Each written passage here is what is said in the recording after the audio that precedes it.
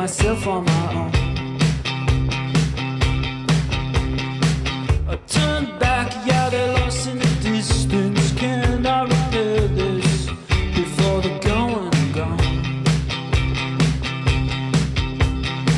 And I feel awful, I feel off, I feel regretfulness.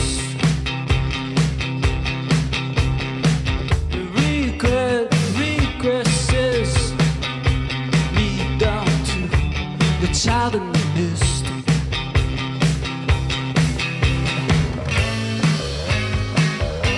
Regret, I feel it. Regret, sometimes. Regret, and don't you feel it too? Regret.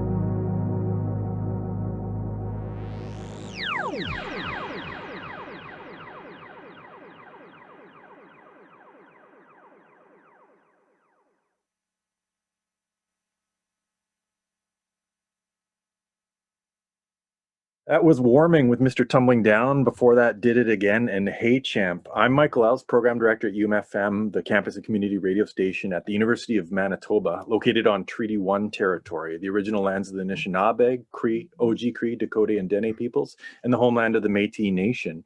I'm joined for the Manitoba Minnesota Music Exchange by... Hi guys, I'm Maddie and I'm a host here at The Current in St. Paul, Minnesota, part of Minnesota Public Radio, and super excited to have some friends sitting down with us today and playing some tunes. So Warming is the project of Brady Allard, and he joins us here, and we've also got Keep for Cheap. Kate, sorry, how do you pronounce your last name? Melanophy, all right. We got a couple of great last names. The Manitoba Minnesota Music Exchange in the past has been like an actual like live performance. Bands from Winnipeg have driven down to Minneapolis, played a show, and likewise, you know, the Minneapolis bands have driven up and played in Winnipeg. Obviously, with COVID and border restrictions, that's not happening this year. So this is why we're doing it as we are here.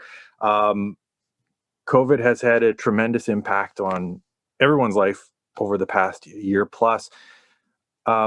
And in getting into that, I mean, I want to jump into the deep end on the discussion of this. Was there anything about being a musician that in some way, like, mentally prepared you for an experience like this? Whether it's, you know, the rigors of the road or, you know, kind of being in your own head creatively, that has helped or steeled you in some way through this? I would say like the latter of what you said, just being a musician, I kind of tend to be in my head a lot of the time. So like, going into quarantine, like it wasn't so much of a shift for me. I'm usually not a super outgoing person. So yeah, so it was not too different. And I quite enjoyed the time at home to like spend working on music and stuff like that. I would say, like, speaking economically, I think the majority of musicians are pretty used to living pretty low to the ground. And so that wasn't so much of a surprise for any of us. I think we're all pretty used to dealing with faster feast kind of cycles, you know, just year to year. And so really, to me, it was just like a year plus now of not a whole lot different, other than I'm not actually playing shows. I'm not, you know, cut out kind of half of the career that I usually do, but like it's just an extended writing period. You said half the career there, Brady. I know some artists really like the studio, and like that's where they thrive in terms of, you know, like the creative impulses and putting a record together versus like having to then go out and perform it. And some really need that kind of like juice of like being on stage and interacting with an audience. Do you kind of skew towards one or the other? And, you know, how has that been impacted? I mean, yeah, I very much love performing, and that's kind of what keeps me doing it. But I also, yeah, I'm just as happy to kind of like hole up in a studio endlessly. So I've been enjoying, I mean, I know it's kind of maybe inappropriate to say, but I've been enjoying my time the last year, just not having to worry about the headaches of, you know, building a tour and all that kind of extra stuff, and be able to 100% focus my time on just trying to make art without the sort of capitalist goo covering the rest of, you know, my worries about a music career. So yeah, I mean, I'm just as happy to do either. And it's been nice to kind of be able to focus 100% on one thing for a change. Yeah, I would agree with that, actually. Shows are really fun, and I definitely miss like the connection of the audience. I've tried to do a few live streams, and it's just not the same at all. But it's been awesome to have just like the time in like focusing on like writing and learning new skills like on the computer in terms of like recording, producing, stuff like that. So yeah, I would agree. Definitely appreciate the time more focused on solo aspects. Yeah, I'm kind of curious to hear from both of you how kind of having this year of stillness and this year of introspection has changed how you look at songwriting, especially not having the opportunity to kind of play these songs live and get kind of that instantaneous feedback from an audience in real time. How do you feel like your songwriting process has changed, if it has? I joined a club here with some fellow musicians called Song Every Week. And we had to write a song and send an email to a Dropbox by the deadline of every single week. And if you didn't make the deadline, you're kicked out of the club. So it was like strong motivation to, not just get stuck watching Netflix for an entire year. And because of that, all of us have ended up with, I don't know how long it's actually been now, probably 60 weeks of songs. So it's 60 more songs that I wouldn't have had before. But then having, there's a little bit of feedback from the very niche group of people that also write songs. So it's kind of shaped that a lot. It's also not being able to play, like I'm recording everything in my apartment now. I moved my studio here, and so that changes things. You're used to writing a song that might be for an audience. You might be thinking of things that involve a live audience's understanding of that song, like live drums or like big exciting moments. And now everything has gone very introspective and gets weirder because it's just you in your head and a house forever.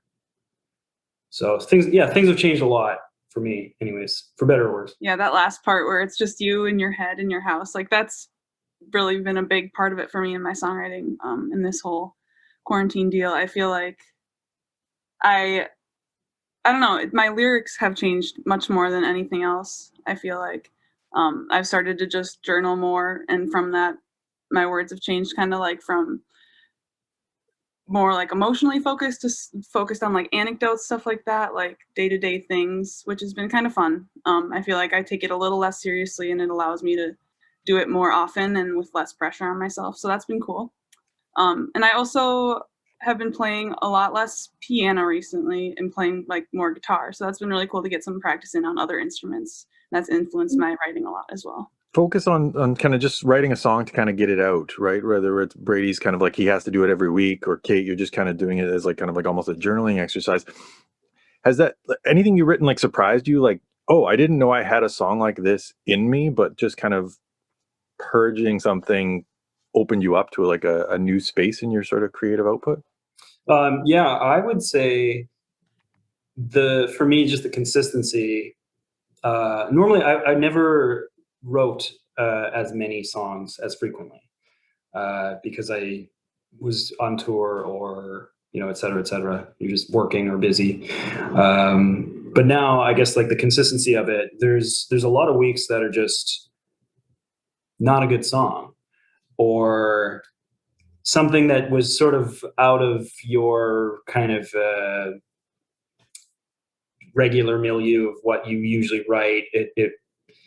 And that's kind of surprising. There's a lot of songs where I would just sit down and it would just come out like a sneeze. And it's something that I normally wouldn't write about, or something very heavily political that I normally don't do. And it's not something I'm going to release, or, it's never going to be heard outside of that Dropbox. But the consistency of it, you sort of realize that there's a limitless supply of songs inside of you, but not all of them need to be, I guess, heard by everyone. I relate to it, but also in a way where it's just like all my songs have become so different because of that. I don't know if that's exactly what you were saying, but like, yeah, it's hard to pick like one song that has like surprised me, because I feel like almost all of them have at this point. I just keep, because I'm not thinking about shows. I'm not thinking about like, oh, is this going to form a cohesive set? Like, I haven't really been thinking about recording stuff either. So like, it's all just like making what I want in the moment. So it's all been a little surprising, I would say.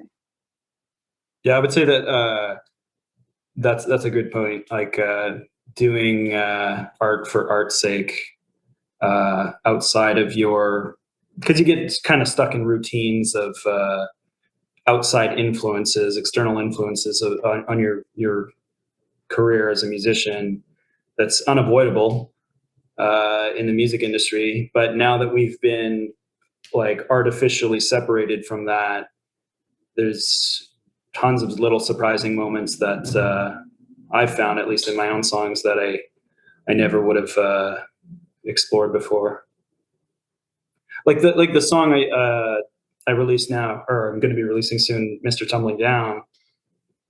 Normally I would have, like, I think, censored that a little bit more, or like, it's a song that I wrote and I thought, well, these lyrics are kind of silly and it's slightly embarrassing, but it's something I don't have to feel embarrassed about because I'm not ever doing it in front of an audience anymore.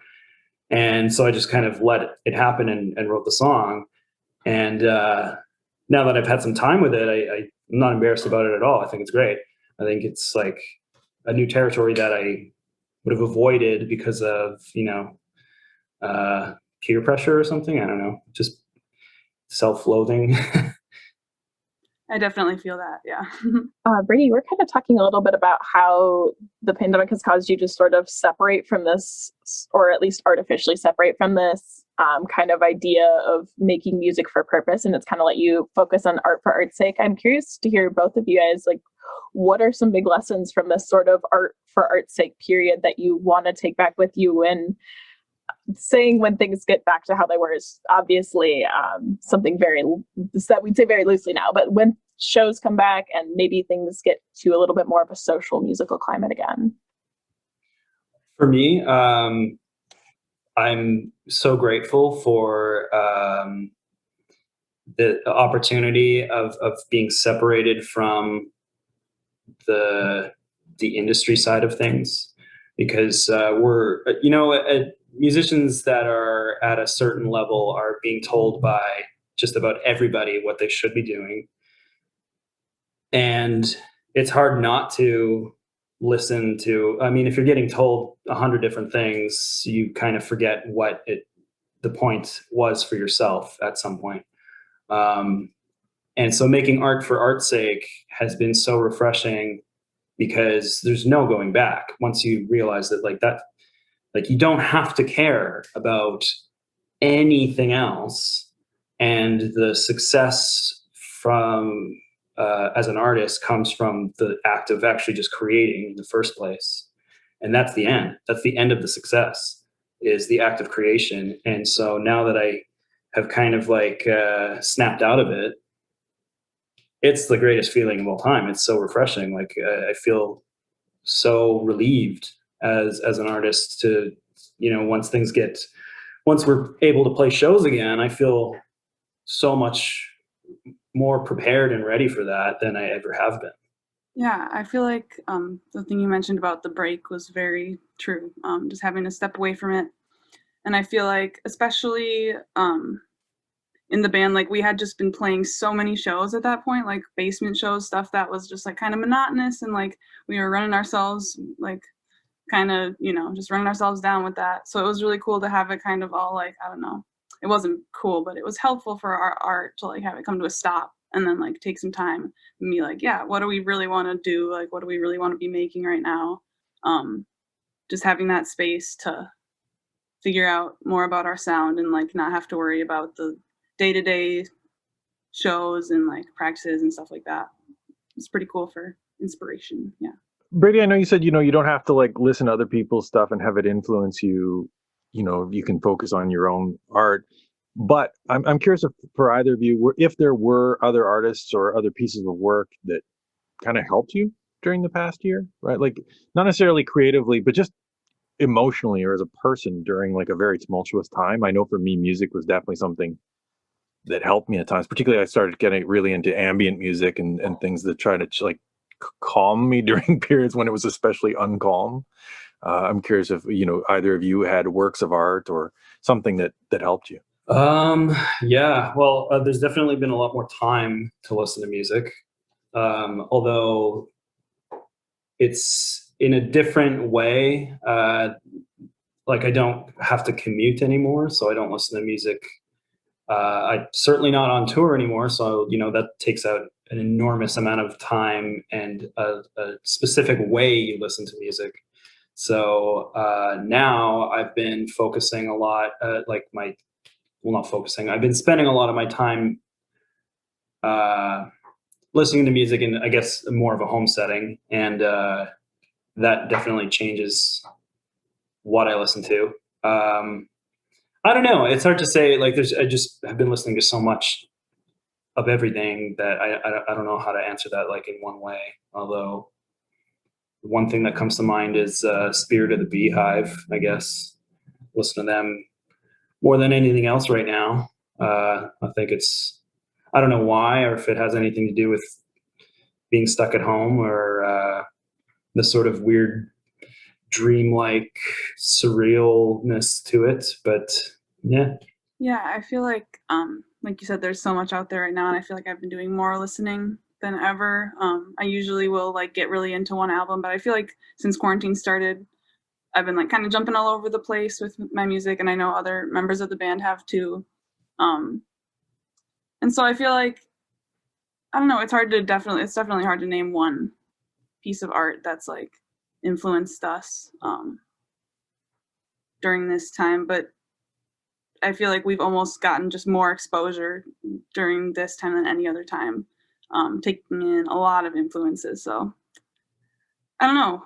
Yeah, that's kind of a hard question, but definitely making me do some reflection. Yeah. Basically just fewer driving songs and more long sitting at home songs. Kind of bouncing off the idea you said, sitting at home, and I know the phrase like stuck at home has come up a couple times throughout like our conversation here. And our homes are in different places right now. That's a huge part of like what this exchange is about. And I wanted to kind of ask you guys about if your idea of what home is, or why that space is important to you, has changed without touring, or without like Keep for Teep bouncing around basement shows every single weekend, or any of those like added elements. What is home? How's your idea of home changed? I don't know if it has changed. It's sort of, I mean, it's the same one I had. Mm-hmm. Just a bad apartment. And now I see all of its, little horrible blemishes and pimples and problems very up close. But home as in, I would say Winnipeg, for better or worse, it is, I don't know, for me, home, like just like a general term of home, it doesn't really necessarily mean the city you live in.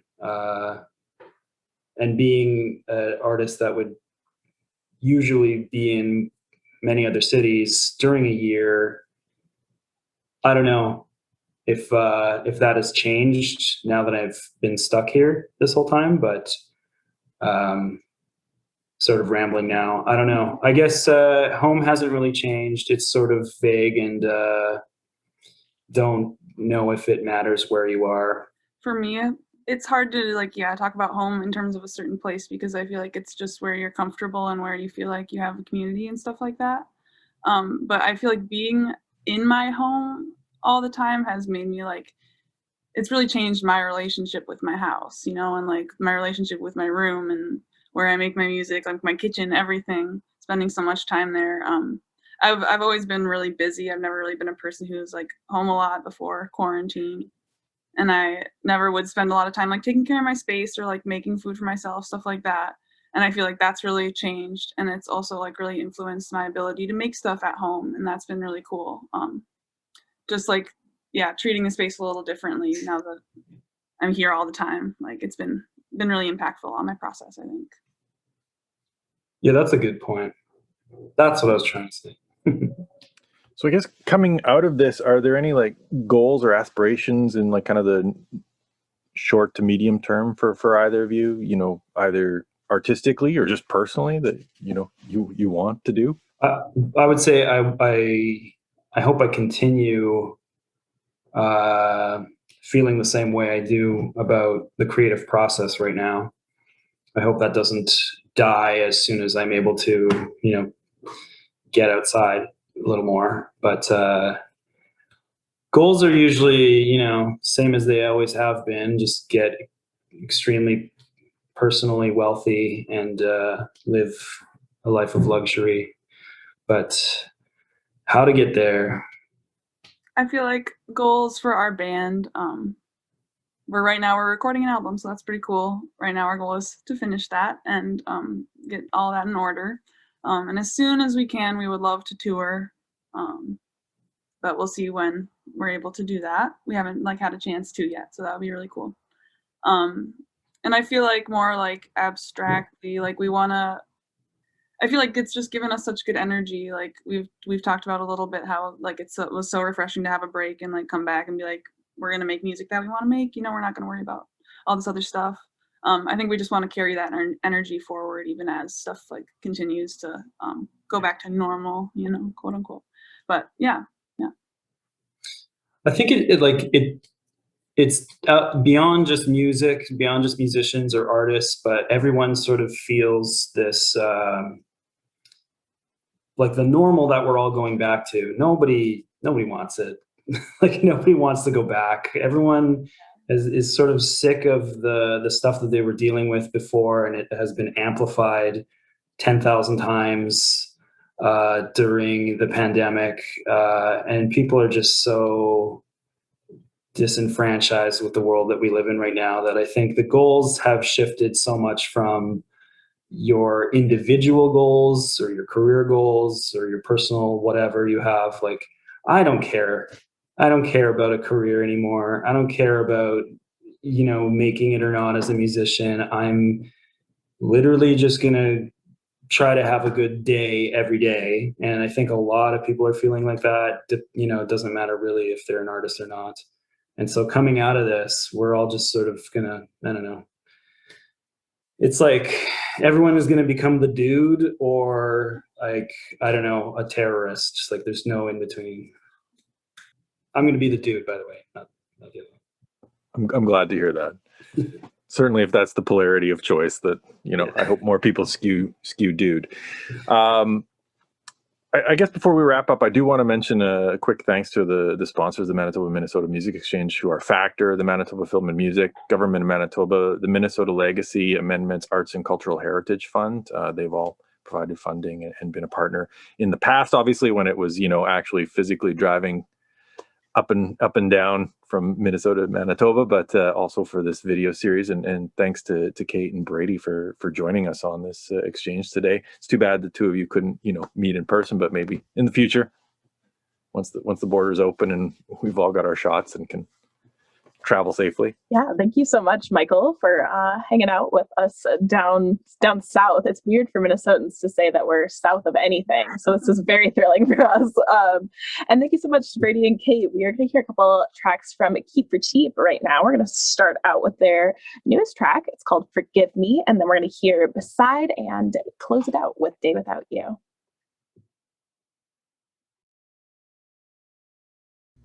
Hey, we're Keep for Cheap and we're in a basement. The song is called Day Without You.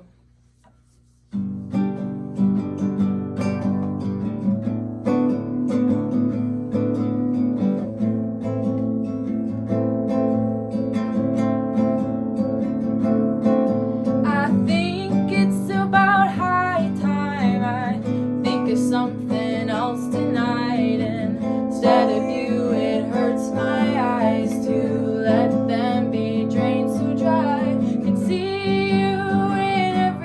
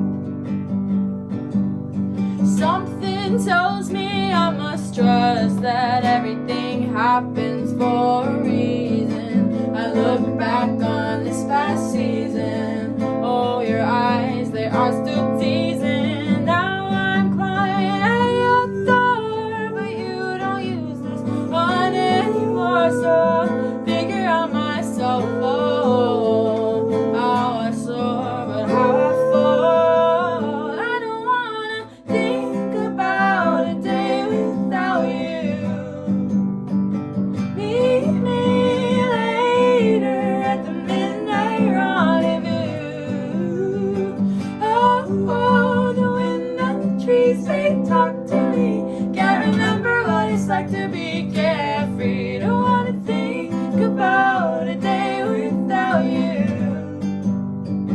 I don't wanna think about it.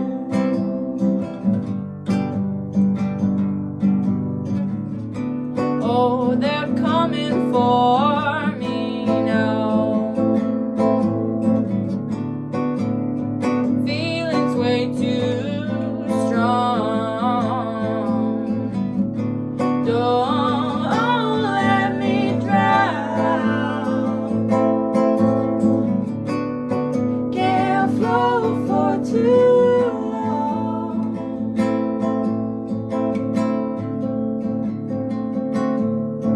Now it's turning green outside. I can't look you in the eye.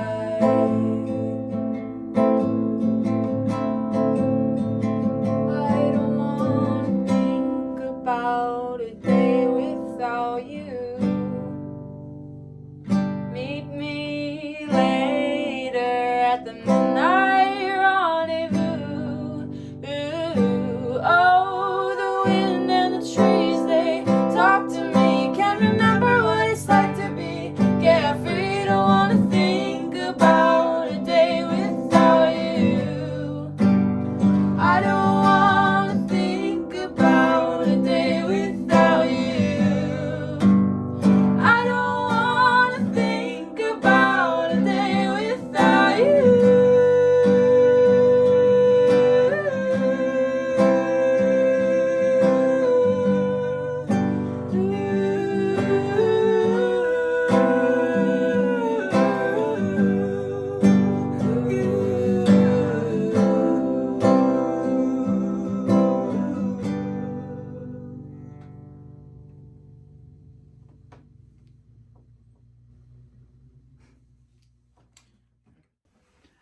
Hi, I'm Kate from Keep for Sheep.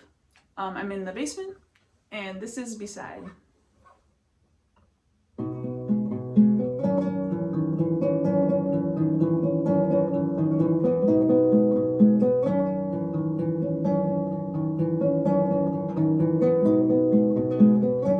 I slid sideways out of my mind, stand beside myself comfortably. But if you're on my other side, I might want to get back to me.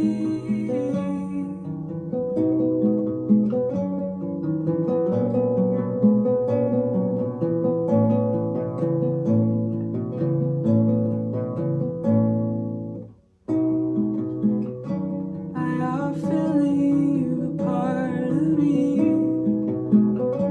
to wander as it wants to do. But if you see it, call it back. I want to keep it close to you.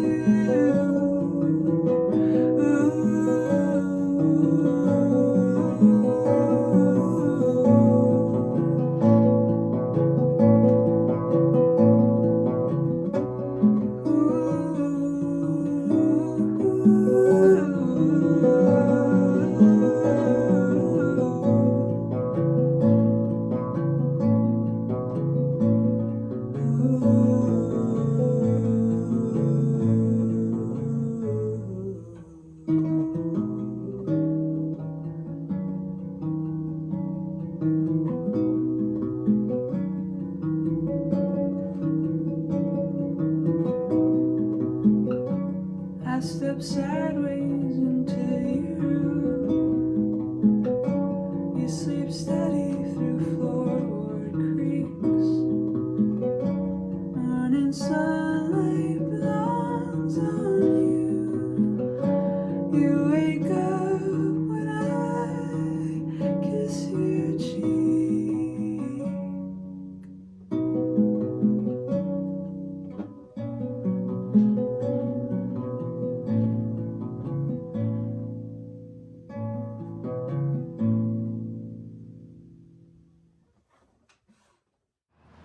Hello, we're Keep for Cheap here in the backyard. This is Forgive Me.